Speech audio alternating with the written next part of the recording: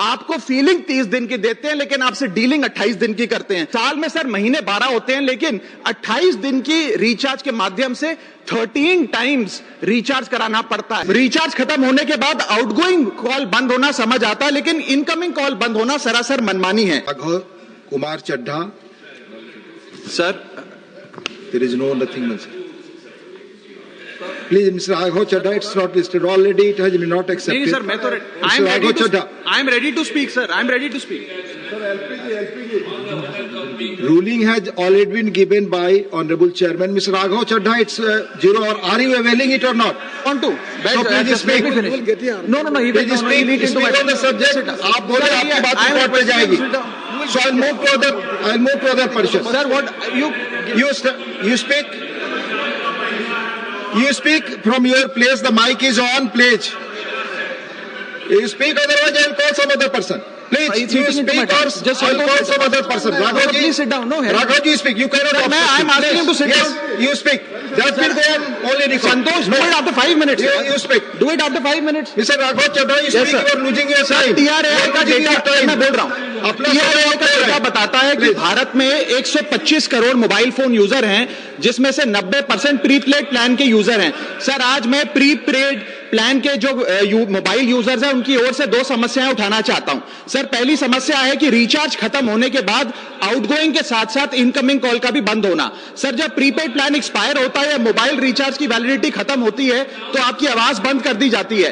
Phone मेरा, SIM card मेरा, number मेरा. तो सर रिचार्ज खत्म होने के बाद आउटगोइंग कॉल बंद होना समझ आता है लेकिन इनकमिंग कॉल बंद होना सरासर मनमानी है. सर हमारा मोबाइल नंबर आज हमारी डिजिटल पहचान बन चुका है. एसेंशियल कम्युनिकेशन जैसे कि UPI payment, banking, OTP, train ticket OTP, PAN Aadhaar authentication, interview का कॉल, हॉस्पिटल का कॉल, मां बाप का गांव से कॉल, तमाम चीजें इनकमिंग कॉल और इनकमिंग एसएमएस से आती है और वो इसलिए बंद कर दिया जाता है कि इंसान एक रिचार्ज कराना भूल गया.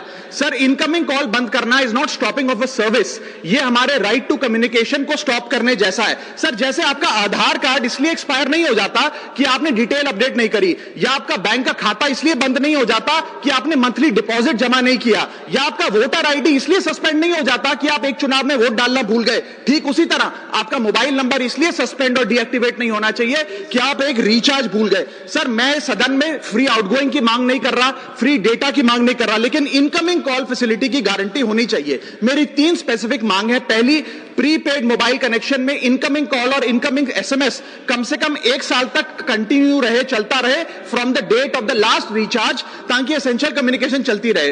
दूसरी, deactivation of the mobile number after 3 years. ऐसा ना हो कि आपका मोबाइल नंबर किसी को आपका मोबाइल नंबर बंद करके किसी और को अलॉट कर दिया जाए. कम से कम 3 साल का ग्रेस पीरियड देना चाहिए from the date of the last recharge. And third demand, mobile operator should introduce a low cost incoming only plan. वो लोग जो सिर्फ इनकमिंग के लिए फोन रखते हैं उनके लिए, जैसे कि 10 रुपए में 180 दिन की इनकमिंग कॉल की फैसिलिटी. इस प्रकार की स्कीम्स मोबाइल ऑपरेटर को लानी चाहिए.